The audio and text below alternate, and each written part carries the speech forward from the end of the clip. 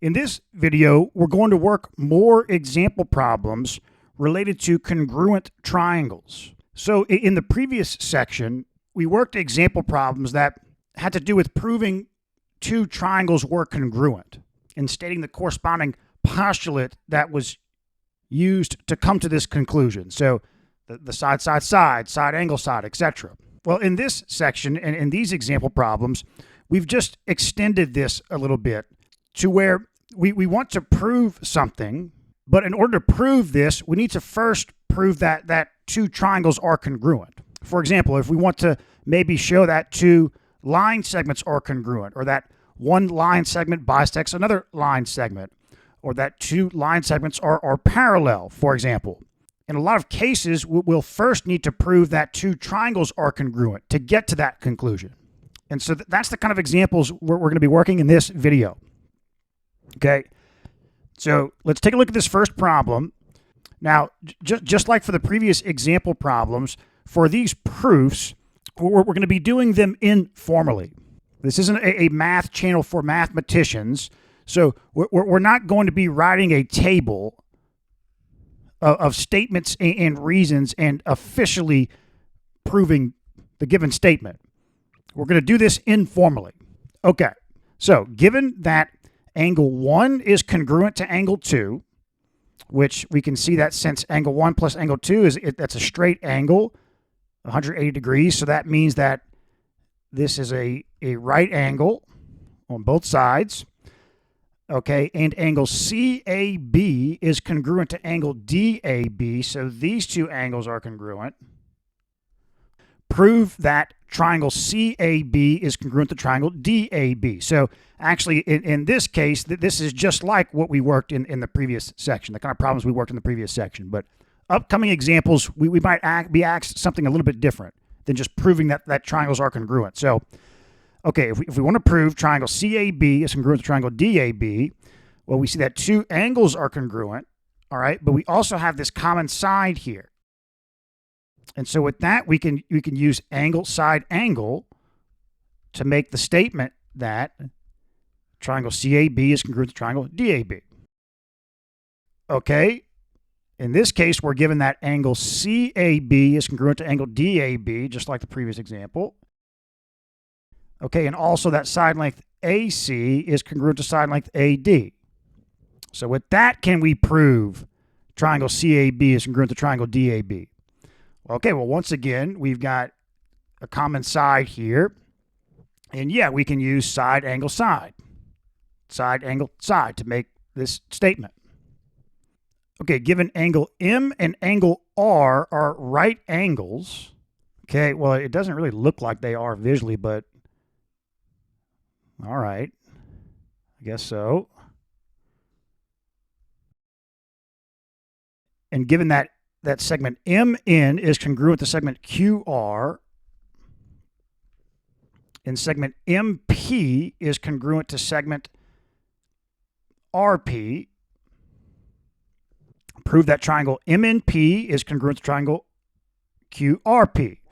All right, so we can also see right off the bat here that these two are congruent, these two angles, okay. So, oh, well, let me put a double dash here. And so, all right, with that, then we've got a bunch of matches here. That we have two legs are congruent of right triangles, two angles. So we could use angle, side, angle. Yeah, there's plenty we could use here. We've got angle, side, angle we could use. We've got two pairs of angle, side, angle. We could use angle, side, angle here. We could use angle, side, angle here. So angle, side, angle, to show that these two triangles are congruent. So yeah, we're still working problems similar to what we did in the last section at the moment. Okay, given that P is the midpoint of MR, so these two sides are congruent, and angle N is congruent to angle Q, okay, show that the two triangles are congruent. So once again, these are vertical angles. So we've got angle, angle, side. Angle, angle, side we can use. which is like a offshoot of angle side angle, because since we know that two of these angles of these triangles are congruent, that means that the third angle between the two must be congruent as well. So we could use angle side angle, but I guess originally it was just angle side. All right, given that angles 1 and 2 are right angles, so those two angles are congruent, and that side length C, side CA, is congruent to side DA, prove that the two triangles are congruent. So we have a common side here, and we can use so we can use hypotenuse leg here. Hypotenuse leg, because this is side angle, which that wasn't a postulate, right, that we could use. But remember, we showed in this section, that was something we didn't learn in the previous section, that when it comes to right triangles, if you can show that the hypotenuse and one of the legs are congruent between two triangles, then that's a congruence postulate, or it's actually a theorem that we haven't proved yet. So there we go, by HL theorem. Okay, angles 1 and angles 2 are right angles again, and AB bisects CAD. So AB bisects, so what they're saying this. So can we show that ABC is congruent to ABD? Okay, we have a common side here, angle side angle. Okay, P is the midpoint of both MR and NQ. So this is congruent to this. This is congruent to this. Okay. And that's all they give us. But now we know that these two angles are congruent. Prove that MNP is congruent to RQP, side angle side. Okay. If MN is parallel to QR and MN is congruent to QR, okay, now here once again, vertical angles show that the two triangles are congruent. The MNP and RQP are congruent. So, okay, if these two lines are parallel, which I think actually a notation we can use is this. Yeah, and then like if you had two other lines were parallel, you use like a double or triple, whatever. So if these two lines are parallel and they're cut by this transversal MR, well, then we have alternate interior angles here. And so that's angle, side. Angle, side, which is the offshoot of side, angle, side. So, but we also see alternate interior angles here. But that we could have figured that out because we already had two angles that were congruent. So there we go. All right, angles R and V are right angles. So there's angle V, angle R are right angles. Angle 1 is congruent to angle 2. All right, show that RST is congruent to VST. So, okay, we have a common side here. And we can do angle, side. Right? Angle, side. There we go. Okay, angle 1 is congruent to angle 2. Angle 3 is congruent to angle 4. Show that the two triangles are congruent. Well, we have a common angle here. There's a common side here. Angle, side, angle. Angle, side, angle. To show that RST is congruent to VST. So we're still just proving triangles congruent. We should be getting to questions that go beyond just proving triangles are congruent, but this is still really good practice. So, all right. SR is congruent to SV. RT is congruent to VT. So now prove the triangles are congruent. Well, we've got a third side here, common side, side. We can use side. All right, angles R and V are right angles. RT is congruent to VT. So now show that the two triangles are congruent. Well, these two are common side. We've got side-side angle. That's not a congruence postulate, right? But these are right triangles. We've got by HL, hypotenuse leg. We can show this congruence. Hypotenuse leg. The hypotenuse is opposite the right angle. Okay, here we go. Here we go. So now we're going beyond just showing the triangles are congruent. Here, we're given this information. So angles P and angles R are right angles. And M is the midpoint of PR. M is the midpoint of PR. So these two sides are congruent. So show that angle N is congruent to angle Q. That's what we're trying to show. So what do we do here? Well, if we're trying to show that these two angles are congruent, if we can show that the triangles are congruent, then there we go. As long as these two angles are corresponding, then we can show it. I mean, or we can disprove this. We can say this is not possible. So I'm saying we could analyze the triangles for congruence, and that could give us information as far as whether or not this can be proven or not. So, okay, we've got vertical angles here. All right. So angle, side, angle. So we can say that triangle, let's see, NPM is congruent to triangle. Let's see, we started with N. So the middle letter is going to be the right angle. The last letter is going to be M. So QRM by angle, side, angle. So, okay, all the corresponding angles are congruent. Well, does N correspond to Q? Yeah, it does. So there you go. Since N corresponds to Q in regards to two triangles that are congruent, well, then the angles are congruent.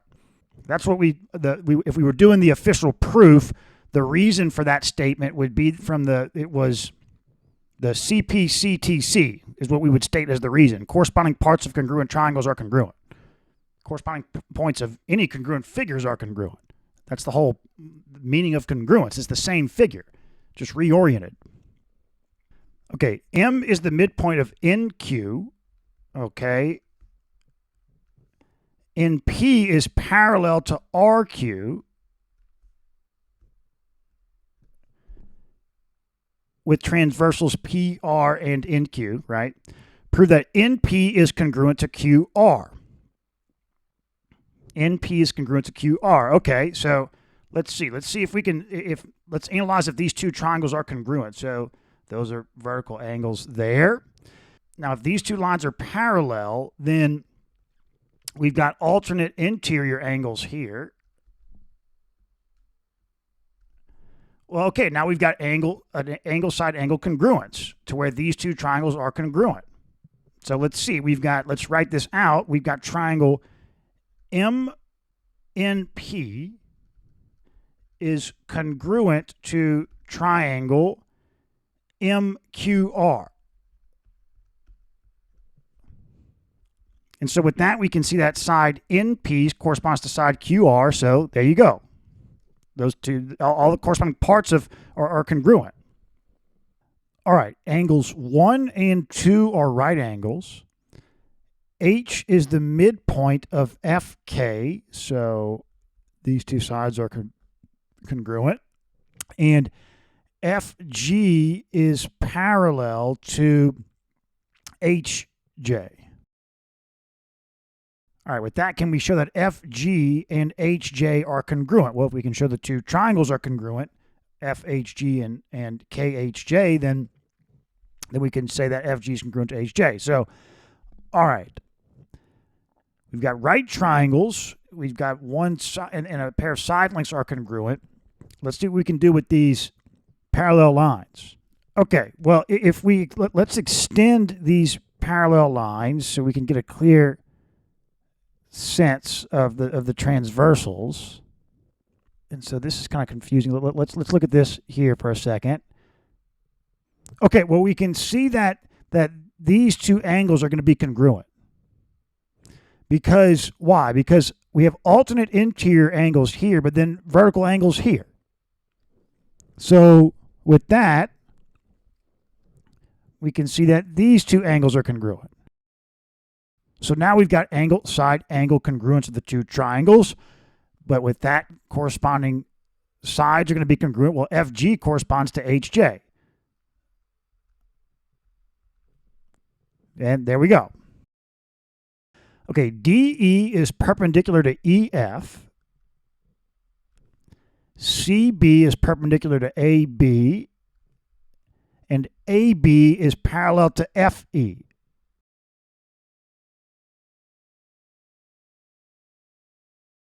And also AC is congruent to FD. So AC is congruent to FD. That's kind of hard to see. Show that EF is congruent to BA. So, okay, can we show that triangle EDF is congruent to triangle B, and then it would be, I guess, CA. We'll have to take a look. BCA. So, all right, we've got the hypotenuses are congruent, and then we're dealing with right triangles. So, if we can just get one more congruence of any side or any angle, then we'll have it. So, all right, well, let's use these parallel lines here. We've got, we can see alternate interior angles here. These two parallel lines cut by this transversal, there's alternate interior angles. So there you go. We've got angle, angle, side. So, these two angles are going to be congruent. These two sides are going to be congruent. These two sides are going to be congruent. So EF and BA, there you go. Those are corresponding sides. Use the given information to find the length of the third side of the triangle. So if this length is equal to 4 and this length is equal to 3, can we get this length? Well, we learned that when it comes to right triangles, we can use the Pythagorean theorem to relate the side lengths. Any other triangle, we don't have a way of doing that. At least we haven't learned a way in this course yet.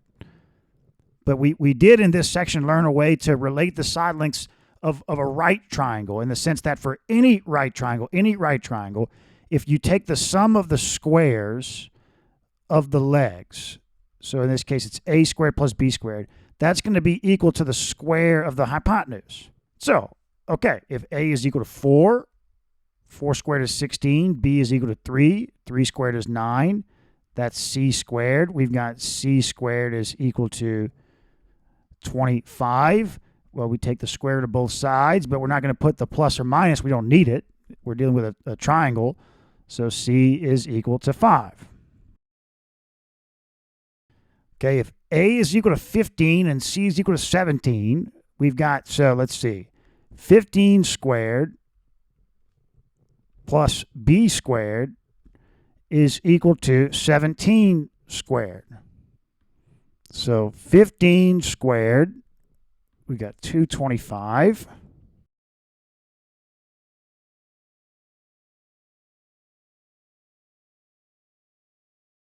Okay, now 17 squared is 289. So let's see. 289 minus 225 is 64. So B is equal to 8. Okay, A squared is 25, B squared is 16, is equal to C squared. So C squared is equal to 41. So C is equal to the square root of 41, which is approximately equal to 6.40.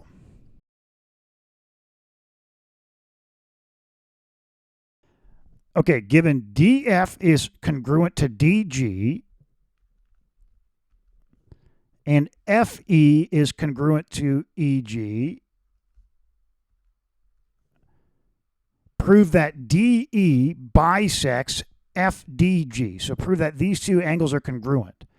So let's try and show that triangle DEF is congruent to triangle DEG. Well, we can see that that's not going to be a problem at all. These two sides are the same side. So by side, we've got, let's see, triangle DEF is congruent to triangle DEG,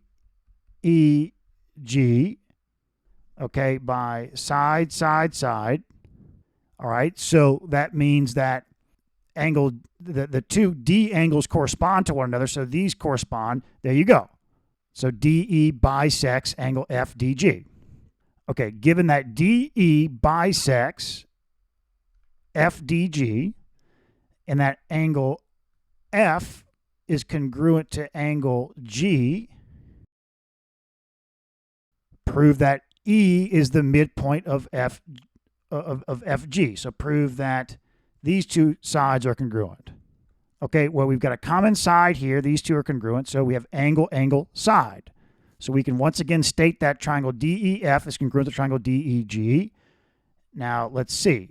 Triangle DEF, we have to check that those two sides are corresponding first.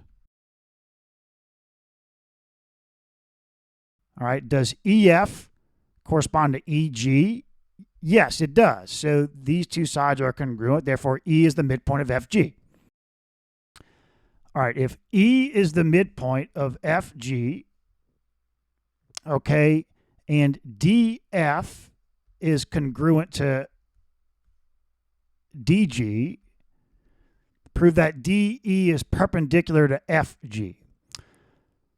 All right, so we can see by side, side, side that triangle DEF is congruent to triangle DEG, but now let's just check to make sure that we're dealing with the right corresponding sides here, or parts. So the E angles are corresponding, so these two angles are congruent. Well, they add to a straight angle, so it's perpendicular. DE is perpendicular to FG. Given angle MQP and angle NPQ are right angles, so MQP and NPQ are right angles, and as well as segment MQ is congruent to segment NP, show that MP is congruent to NQ. Okay, so we've got these two triangles, MQP and NPQ. We can compare those. They have a common side here, QP, so there's another congruence. So we've got the two legs are congruent, so that's side angle side. So therefore, the triangles are congruent, so the hypotenuses are congruent. There we go. MP is congruent to NQ. Okay, given angle 1 is congruent to angle 2, and MN is congruent to QP, prove that MQ is parallel to NP. So, okay, to prove if two lines are parallel or not parallel, you want to analyze the angles that are related to those two lines and a transversal that cuts across those two lines. So here, if we can analyze if angles 3 and 4 are congruent or not congruent, then we can get information about whether or not MQ and NP are parallel or not. Now, yeah, we do have angles 1 and angles 2 are kind of related to this transversal and MQ and NP as well, but those two angles are more associated with QP and MN. So it's really, we're going to need to look at angles 3 and angles 4, which are associated with the transversal MP and MQ and NP. Okay, but we can start by, let's see if we can show that MN and QP are parallel.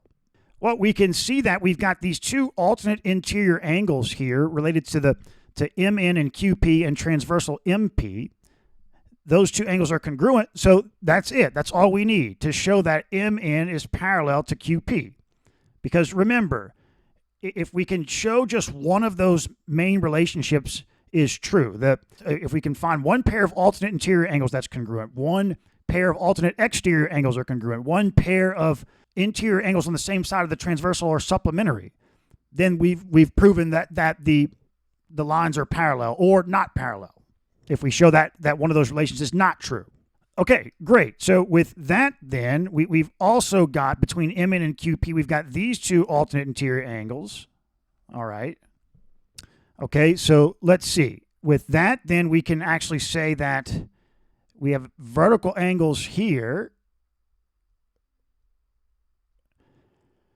So we can compare triangles M, if we say this is O, this is point O, triangles M, N, O, and triangles P, Q, O.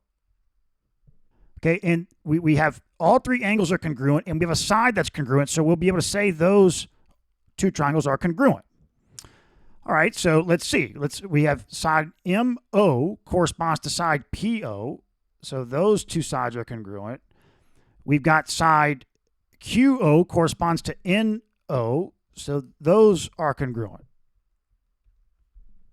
Okay, so now let's compare triangles MQO and triangle MQO and triangle PNO. So, okay, here we've got, let's see, we've got another pair of vertical angles. Okay, we've got these two side lengths are congruent, these two side lengths are congruent, so side, angle, side. These are congruent, and I've got the vertices matched up correctly. Triangle MQO is congruent to triangle PNO. Okay, so with that, we've got, let's see, MQ is congruent to PN. But what we're mainly looking for here is that, let's see, the angle associated with angle M is congruent to the angle associated with angle P. So these are congruent. Let's see, we've got 1, 2, 3, 4, 5. Now, that's all we need. We have a pair of alternate interior angles associated with transversal MP and sides and lines QM and PN. So, and they're congruent, so there you go. Okay, given MN is parallel to QP and MQ is parallel to NP, prove that MQ is congruent to NP. Okay, so if these two lines are parallel and we have transversal MP, then we have alternate interior angles here. So angle 3 is congruent to angle 4. Okay, we have another transversal here, and here we've got these alternate interior angles. Okay, let's see, what else? We've got, in relation to MNQP and transversal MP, we have alternate interior angles here. All right, now we also have alternate interior angles here. Okay. Okay, now what we can look at, though, is, so we need at least a congruence of one side. You know, we can't just have congruence of angles and to try and state that triangles are going to be congruent. That's never going to work. So, but what we can do is we can compare this triangle to this triangle. Okay, in that case, we've got two congruent angles here. We've got two congruent angles here, and we've got the same side. So angle, side, angle congruence. Let's write this out, make sure we have this right. So triangle, let's see, NMQ and triangle QPN are congruent. So, okay, let's see. This is MQ and PN corresponding? Yes. So there we go. Okay, RW bisects SRU. So these two angles are congruent. RS is congruent to RU. So now prove that triangle TRU is congruent to triangle VRS. So we're analyzing TRU and VRS. Okay, so we can start by comparing triangles RWU and triangles RWS. If we compare those, we can see we have a common side here. So with side, angle, side, is that right? RU, those two triangles are congruent. Triangle RWS is congruent to triangle RWU. So in that case, we've got, let's see, WS and WU are congruent. the angles associated with W are congruent, and the angles, and that leaves these angles. Okay, so now we can see that we've got two angles are congruent. This angle S for the red triangle and angle U for the blue triangle are those are the same angle. But we also have angle R is the same angle in both triangles. So we've got these two angles are congruent. So that means that the third angle is automatically going to be congruent. So we've got 1, 2, 3, 4. These angles are going to have to be congruent. So now do we have just one side matched up for these triangles here? Let's see. It doesn't look like it. Not yet. Okay, so no, not yet. So what we can do next is we can compare triangle TSW and triangle VUW. So we've got 1, 2, 3, 4, 5. There's vertical angles. Okay. Angle, side here. Congruence. So triangle TSW is congruent to triangle VUW. So TS and UV correspond. So now we can see that RT is congruent to RV. So now we have all three angles of this triangle are congruent, and we see that one of the sides are congruent as far as relating triangle TRU and VRS. So that's enough to say we could use side angle side or angle side, whatever. Okay, DB is perpendicular to BC and CE is perpendicular to DE. Also, AB is congruent with AE. Prove that BDC is congruent to ECD. So BDC is congruent to ECD. Okay. So let's see. Maybe we can compare triangles BDA and ECA. Triangles BDA and ECA. So in that case, these two angles are vertical angles. So we have angle, side, angle. So these two are congruent. So with that, we can say that these two angles are congruent. We can say that these two sides are congruent. And we can say that, is that right? So BD and EC are congruent. DA and CA are congruent. And BA and EA.